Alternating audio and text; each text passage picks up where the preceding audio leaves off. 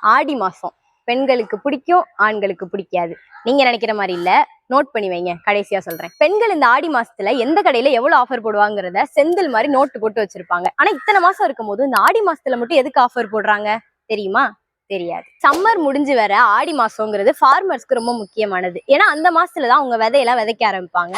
அவங்க கிட்ட இருக்க மொத்த பணத்தையும் இந்த விதைக்கிறதுக்கே செலவு பண்ணனால அடுத்தடுத்து வர ஃபெஸ்டிவல்ஸ்க்கு அவங்க கிட்ட ட்ரெஸ் வாங்குறதுக்கு காசு இருக்காது.